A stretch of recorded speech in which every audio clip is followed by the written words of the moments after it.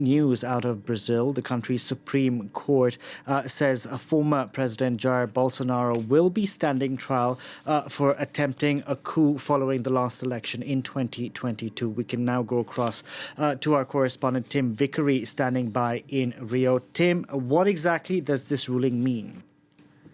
Yeah, it's just 5 minutes ago that we concluded the voting. There are 5 judges of the Supreme Court voting unanimously to have Bolsonaro and 7 others standing trial facing criminal proceedings now for an attempted coup d'etat. One of the judges pointed out that had the coup been successful, there will be no judges to try the case. There's no surprise here that this step has been taken, especially after yesterday's events, where each of the defendants, their lawyers, had a 15-minute period to present their case. And they've gone for an individual strategy, not a collective strategy.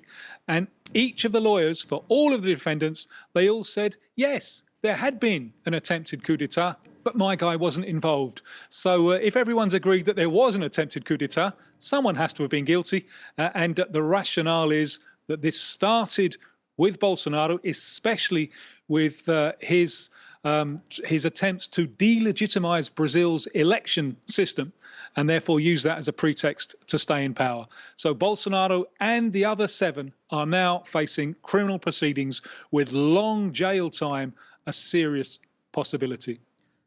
I'm curious, Tim, how this decision is going to go down in Brazil. How popular does Bolsonaro remain in the country? He is popular. He has his public, but his power of mobilization is diminished.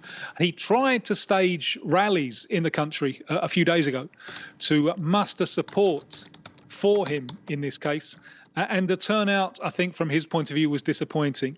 Since then, he's now looking abroad. He gave an interview to the UK Financial Times, published yesterday, when he called for external help. Now, there's no doubt where he wants that help to come from. Donald Trump's USA. One of Bolsonaro's sons, very much part of his political project, has just headed north to the USA to try and gain support for his father. But this is an awkward one. It's an awkward line for Bolsonaro to walk for 2 reasons. Firstly, I think events in the United States with Trump running roughshod over the judiciary system will only strengthen the resolve of the Brazilian legal system to try and maintain the rule of law. And secondly, we see there Bolsonaro and his people in the yellow shirt of Brazil's national football team. They very much cast themselves as Brazilian patriots, but are they patriots of the far right in the United States? This is a difficult one even to sell to some of their base, and some Bolsonaro supporters, some politicians have been calling for US intervention. That's not an easy sell if you see yourself as a patriot. So there are awkward times ahead for Jair Bolsonaro.